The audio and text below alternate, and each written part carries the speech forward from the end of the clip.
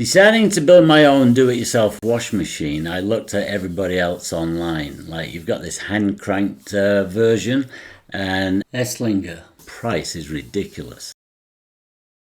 One common denominator: every single machine I've looked at, except the very expensive automatic ones, are manually positioned, where you have to kind of try and get the basket into the fluid, and they all seem to be kind of stuttery, so something's not right there. So I decided to fix that on mine.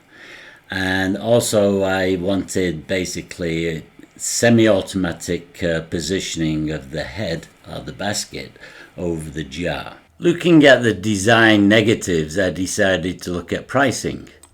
In most cases, I was shocked at the high prices for what you actually get. Most of them are just semi-automatic and just spin the basket. I have the cost less than $200 US, all in, everything, software, parts, all downloadable, and very high quality, available from Amazon and or any other source you want to use. So let's get started. This is my do-it-yourself watch cleaning machine. I designed it because I was looking around and couldn't find one that was less than sort of $800, and they come from God knows where, and didn't want to risk that kind of money. So I thought I'd design my own. I looked online at most of all the do-it-yourself ones and the commercial ones, and designed it so it does the exact same. So this has a timer up to 60 minutes, it has a manual override, and it's notched so you can go 0 to 100, no problem. This guy slides up and down. It's on linear bearings. The turntable is on bearings as well. It's not fully indexed, so anyhow, let's just get into a quick demo. So you can drop it in. There's stops that are adjustable so that you don't smash into the glass. Once you set the head height, you set the stop, and then you're good to go.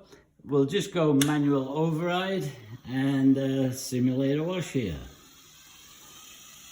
So right now I'm at 50%. My parts are a little out of balance, so you're getting a little bit of wiggle from the basket, no problem. You can crank it. About 75% right, no, 76% right there. And then you can bring it down if you want. You can put it on timer mode, and now that'll time. So you could leave that for up to 60 minutes, and away you go. So then you can drop it down. You can then put it to neutral, then go into reverse, and go into reverse for a while. Then when you want to rinse, put it into neutral, bring it up. I guess we'll go forward on that one. And then I'll take the timer off, put it on manual, and crank it. I don't know whether it'll come out on camera, but all the drips are coming flying out of this thing. So it's working exactly like a commercial machine for a couple of grand, except it's obviously a lot cheaper. So anyhow, let's go to the rinse cycle now that we've cleaned it off. So this is just IPA that I've got in here. Oh, by the way, the motor is a sealed motor, so it doesn't spark or anything like that. And it's also geared 9 to 1, I believe. So let's crank her up. Oh, let's get out of the neutral first. So now I can just rinse her away, and again I can set the timer if I wanted to, so boom boom, timer on, let it run, walk away, have a cup of tea. And that's kind of it. Rinse this one off. I keep forgetting to take it out of neutral. Yeah, you can see all the IPA flying out of it now. Anyhow, and then you can come along to the next one, next position, and there you go. Drop it in, do rinse 2. Put that one in reverse. We'll flip it. Next time I'll balance out my parts. And that's it, guys. So it's fully adjustable this way, up and down. This can be adjusted up and down somewhat. These are fixed once you've got it all, you know, on the vertical plane. Now, here's another thing. This position here, you could get one of those off-the-shelf dryers, which is about the same size as the glass. You could put it in there and have it spin slowly and plug it into the wall. I'm not being responsible for liability for any of this heating element stuff. So I'll provide some links to show you where you can get them.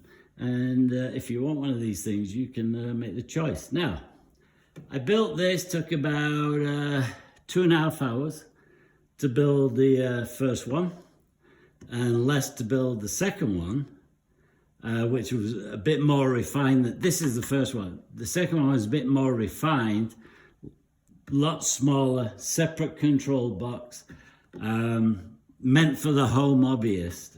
I wanted a fancy one, so I did this one. If you're interested in this, I'll leave a link where I sell all the files. They're all digital download. There's a bill of materials which covers, you know, all this stuff, all the hardware, anything which is basically metal you can buy. All these are listed. I've tested all of these. I've bought several of these, several timers. The switch is just off the shelf, single pull, single throw, which I pulled out of my electronics drawer. So you can use anything you want. You could have a rocker switch if you want to be fancy. I found the best price, performance, quality parts. Like I say, I bought several of each, tested them, didn't like some, threw some in the bin, to be honest with you. This is a wonderful controller, love it. Now, you don't have to buy these. If you want to use something like you've got at home, like hook this thing up to a battery, you can do. I have figured out that this is the best power pack. I've used batteries, I've used lab quality power supplies, and for the price performance, this is just great. The whole thing draws less than 320 milliamps under load in the fluid. This is rated at 3 amps. This is one I recommend. So you're using 10% of the power rating of this. Nothing gets warm